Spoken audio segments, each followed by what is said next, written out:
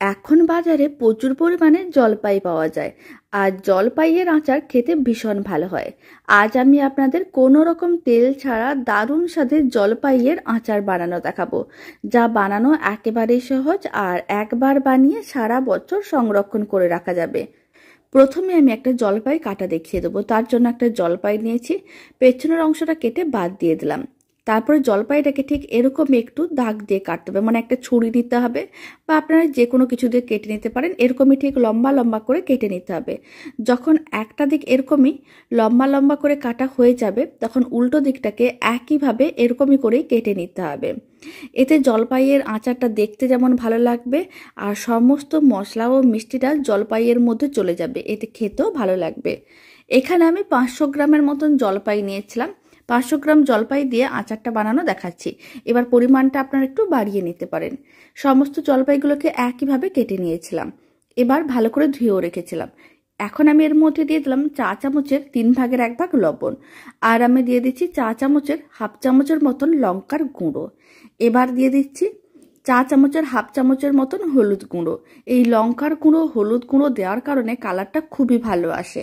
এখন সমস্ত কিছু একসঙ্গে খুব ভালো করে মিশিয়ে নিতে হবে, যাতে লবণ, হলুদ গুঁড়ো ও লঙ্কার গুঁড়োটা জলপাইয়ের সঙ্গে ভালো করে মিশে যায়। সমস্ত কিছুই ভালো করে মেশানো হয়ে গেছে। এবার একটা কড়াই নিয়েছি, কড়াইয়ের মধ্যে দিয়ে দিচ্ছি মেজারিং কাপের 2 কাপের মতন জল। এখানে 300 ml জল দিলাম। এবার আমি দিয়ে দিচ্ছি ওই মেজারিং কাপের 2 কাপ চিনি। ঠিক যতটাই জল নিয়েছিলাম ততটাই আমি চিনি দিয়ে দিচ্ছি। 300 গ্রামের মতন চিনি দিয়ে দিলাম। ফ্লেমটা মিডিয়াম টু হাইতে করে দিতে হবে আর চিনিগুলো মেল্ট হওয়ার জন্য অপেক্ষা করতে হবে। চিনিগুলোকে জলের সঙ্গে একটু ভালো করে মিশিয়ে নিতে হবে, এতে চিনিগুলো অনেক তাড়াতাড়ি মেল্ট হয়ে যাবে। আর চিনি শিরার মধ্যে আমি দিয়ে দেবো 4-5টার মতন এলাচ। এলাচগুলোকে একটু ভেঙে দিয়েছি, এতে ফ্লেভারটা ভালো আসবে। আর 2টো তেজপাতাকে হাফ করে কেটে দিয়ে দিলাম। এখন এলাচ ও তেজপাতাগুলোকে খুব ভালো করে চিনির শিরার সঙ্গে মিশিয়ে নিতে হবে। খুব ভালো করে মেশানো হয়ে গেছে। এখন ফ্লেমটা মিডিয়াম টু হাইতে করে দিতে হবে, যাতে চিনিগুলো মেল্ট হয়ে যায়। এখন আমি আপনাদের প্রায় 3-4 মিনিট পরে দেখাচ্ছি। আপনারা দেখুন চিনিগুলো মেল্ট হয়ে গেছে। আর যে জলপাইগুলোকে লবণ, হলুদ, লঙ্কার গুঁড়ো মিশিয়ে রেখেছিলাম, সেই সমস্ত জলপাইগুলো এখন চিনি শিরার মধ্যে দিয়ে দিলাম। এবার এইভাবে বেশ কিছুক্ষণ রান্না করে নেব।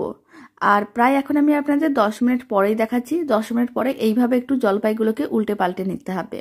আর জলপাইগুলোকে এইভাবে যতক্ষণ চিনি শিরার মধ্যে রান্না করা হবে, কালারটা আস্তে আস্তে চেঞ্জ হবে। এখন একটা মশলা রেডি করব। তার জন্য বড় চামচের 1 চামচে দিয়ে দিলাম 5 ফোড়ন, আর বড় চামচের 1 চামচে দিয়ে দিলাম গোটা জিরে, আর আমি 5টার মতন শুকনো লঙ্কা দিয়ে দেবো। তারপরে সমস্ত মশলাগুলোকে শুকনো খোলায় মিডিয়াম ফ্লেমে 2 থেকে 3 মিনিট নাড়াচাড়া করে ভেজে নিতে হবে, যাতে মশলাগুলো লাল লাল হয়ে ভাজা হয়ে যায়। প্রায় 3 মিনিট মিডিয়াম ফ্লেমে মশলাগুলোকে ভেজে নিয়েছিলাম। আপনারা দেখুন মশলাগুলো বেশ লাল লাল হয়ে ভাজা হয়ে গেছে। এবার মশলাগুলোকে একটু ঠান্ডা করে নিতে হবে। তারপরে মিক্সির জারের মধ্যে নিয়ে মশলাগুলোকে ভালো করে গুঁড়ো করে নিতে হবে।